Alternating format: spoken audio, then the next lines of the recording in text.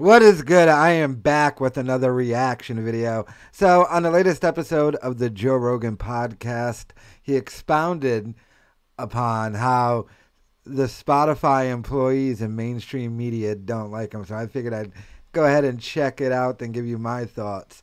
So, let's go ahead and check out this clip, see what Joe Rogan, how he feels about the Bard Blooms of the world. And I remember I was at the airport. And I had sunglasses and a hat, and I'm on my way to Vegas. And I'm like looking at this CNN monitor, and it shows Elon smoking weed on my podcast. And I'm like, oh no. What a trip. I was like, what have I done?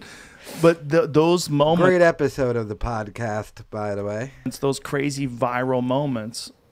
They don't exist without video. And my manager said that to Spotify. And Spotify's like, you're right. And then they started working on the video platform. And then, there's been a lot of weirdness. Like a lot of, we were talking about like how people get a sense of who a person is without actually communicating with them, without actually being there with them. And you could define someone or, have this like distorted perception of who a person is without actually communicating with them. That's one of the things that happened with Spotify with like some of their staff, where they thought I was transphobic or thought I was a bad person. I saw one of their staff say that I was a shock jock. Like that. What are you, Howard Stern, Opie and Anthony? A shock jock? I'm not even remotely like you're just a dude with a mic. Yeah. I always tell people, because sometimes I know he's a comic and stuff, so I see you more as a comic than anything.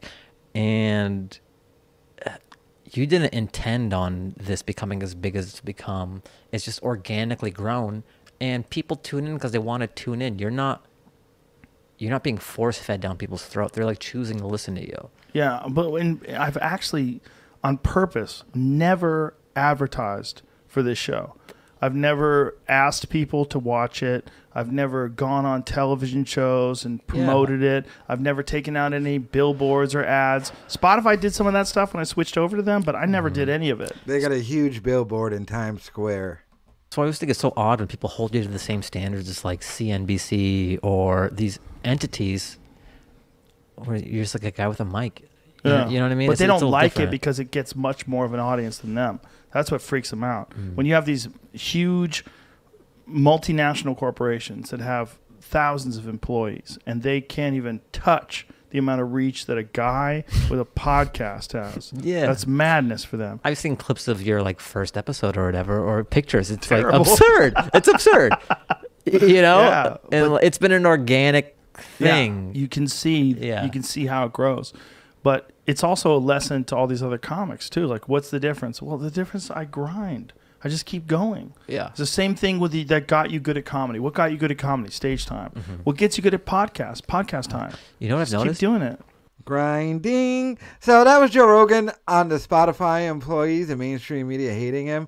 There was a episode that they took down, the Alex Jones one, and then they had to re-upload it. So they're still going kind of rogue over there. But I think for the most part, Spotify told them to shut their mouths. But so let me know your thoughts in the comments about what Joe Rogan had to say.